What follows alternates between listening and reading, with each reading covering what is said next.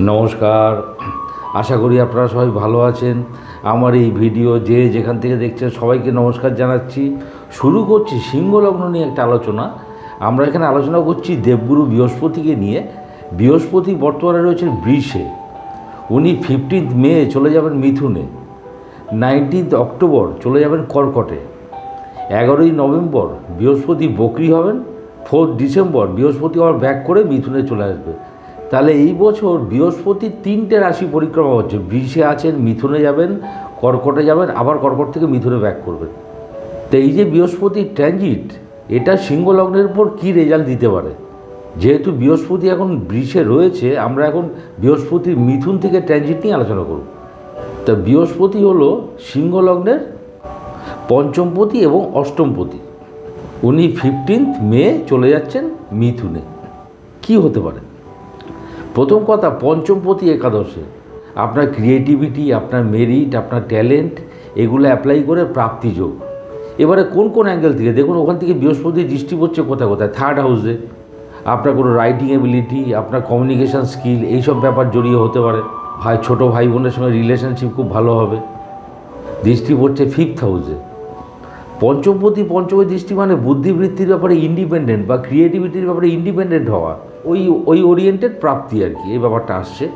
বৃহস্পতি দৃষ্টি পড়ছে সপ্তমে, অর্থাৎ কুম্ভে। তা 5th আর 7th কম্বিনেশন হয়ে গেল। কোনো ক্রিয়েটিভ বিজনেস বা কোনো প্রোডাকশন হাউস, সেখান থেকে গেইন করা।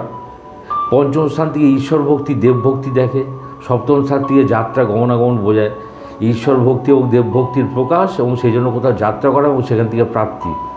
যারা এই সময় সন্তান চাইছেন তাদের সন্তান প্রাপ্তি হতে পারে। আপনার বেটার হাফের সঙ্গে খুব ভালো সম্পর্ক হবে।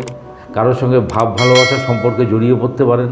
সুতরাং পঞ্চমপতি একাদশে খুব ভালো। এবারে অষ্টমপতি একাদশে খেয়াল রাখতে হবে, ঘরটা কিন্তু একাদশ। অষ্টমপতি একাদশে মানে কোনো ড্যামেজ হইতে প্রাপ্তি। এবার কি হতে পারে? অ্যানসেস্ট্রাল প্রপার্টি বা মৃত ব্যক্তির সম্পত্তি পেতে পারেন, কোনো সম্পত্তি ইনহেরিট করতে পারেন, এই ব্যাপারটা আসছে। অষ্টমপতি একাদশে আরেকটা হতে পারে ইন্স্যুরেন্স ক্লেম পাওয়া, আরেকটা হতে পারে কোনো সিক্রেট মানি পাওয়া বা আনএক্সপেক্টেড গেইন। সুতরাং খুব ভালো। কাজের জায়গা খুব ভালো হবে, কাজের জায়গা থেকে গেইন করবেন, এই ব্যাপারটা আসছে। বিজনেস থেকে গেইন করবেন, এই ব্যাপারগুলো আসছে। সুতরাং খুব ভালো।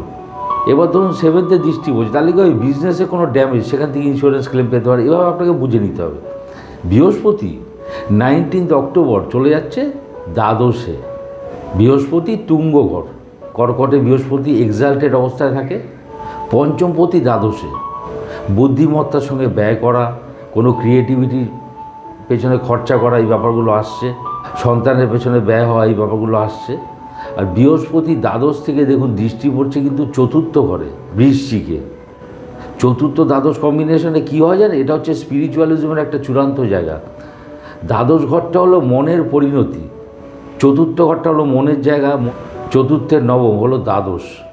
যারা স্পিরিচুয়ালিজমের চর্চা করেন বা যারা ঈশ্বর সাধনা করেন, তারা একটা ভালো জায়গায় যাবেন। কর্মস্থানে কলিগদের হেল্প পাবেন, এই ব্যাপারটা আসছে। বিজনেসে কিছু প্রবলেম হতে পারে। অষ্টমপতি দ্বাদশে, প্রথম কথা পায়ে চোট আঘাত লাগতে পারে, এই ব্যাপারে সতর্ক থাকবেন। আনএক্সপেক্টেডভাবে খরচা হতে পারে।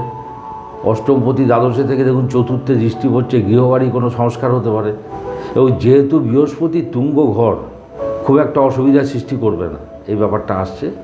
আরেকটা হতে পারে কোনো টেনশানে পড়ে খরচা হতে পারে, রোগ ভোগে ডাক্তারের কাছে যেতে হতে পারে। বৃহস্পতি 11 নভেম্বর রেট্রোগেট হচ্ছে। এবার বৃহস্পতি 4 ডিসেম্বর ব্যাক করে চলে যাচ্ছে মিথুনে। মিথুনে যখনই যাবে বৃহস্পতি, তখনও রেট্রোগেট থাকবে কিছুদিন। মিথুনের যে গুড এফেক্টগুলো যেগুলো বললাম, ওগুলো ডিলেড হবে। মানি গেইন করতে ডিলে হবে। আর বৃহস্পতি একাদশে মানে জানবেন, বৃহস্পতিকে বলে জীব। জীব মানে যার গ্রোথ আছে, বৃহস্পতিকে বলে বৃদ্ধিকারক গ্রহ। তো যেহেতু বকরি, এটা ডিলে হবে প্রসেসটা। সুতরাং বৃহস্পতির ট্রানজিট যেটা হবে বৃষের পর থেকে মিথুন এবং কর্কটে, এটা খুব ভালো। ভিডিওটি ভালো লাগলে লাইক, শেয়ার, সাবস্ক্রাইব করুন। সবাই ভালো থাকবেন। নমস্কার।